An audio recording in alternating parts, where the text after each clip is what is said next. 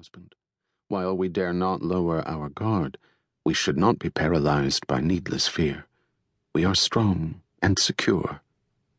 Joseph had told himself the same thing many times, but he refused to relax. Overconfidence is a greater weakness than fear and worry. We need to stay vigilant until we ride out this crisis. I know we will. We have advanced weapons and defenses that the rest of the Imperium can't even imagine. Her lips quirked in a smile. Defenses that are sure to give nightmares to Manfred Toronto and his Butlerians. Joseph responded with a smile of his own. Together they watched 3 mechanical figures patrolling the spaceport perimeter, spider-like Cymac walkers taller than many of the buildings, fresh deliveries from his secret weapons laboratory on Denali.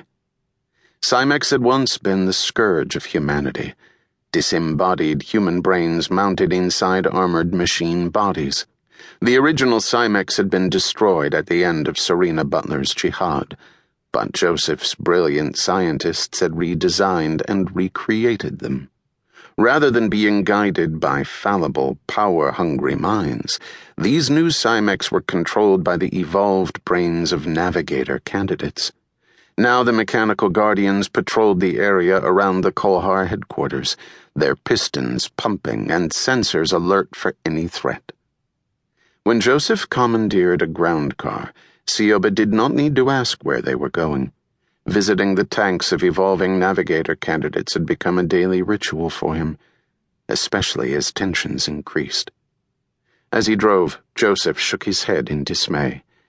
Instead of being at each other's throats, Roderick and I should be working together to fight the real enemy. The Butlerian fanatics pose as great a threat to civilization as the thinking machines did, and the half-Manfred has warships of his own. Sioba lifted her chin. Those antique ships aren't enough to defeat you, Joseph. 140 old space folders dating back to the army of the Jihad. Think of your ships, of your monopoly on navigators, and your intensely loyal employees.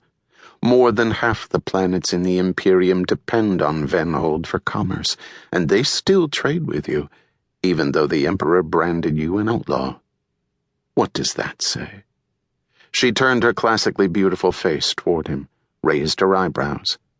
You have more ships, more power, more influence than anyone, even the Carinos.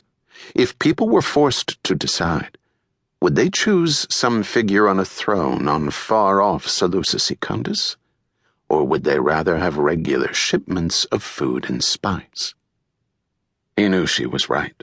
Joseph guided the ground car over a rise and then down into a broad, bowl-shaped valley filled with hundreds of tanks, each containing one of his Navigator candidates. Sioba leaned over and kissed his cheek as he halted the vehicle amid the sealed tanks.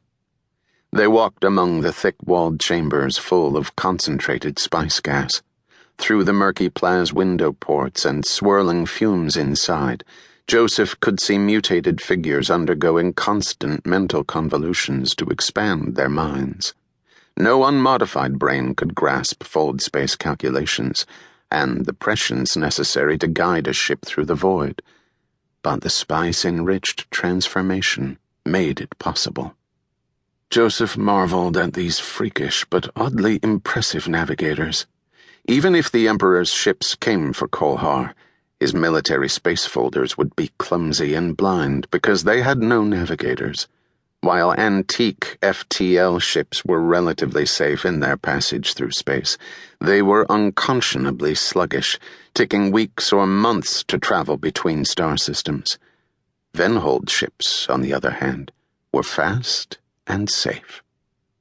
He and Sioba paused before a large central tank on a marble platform, like a shrine.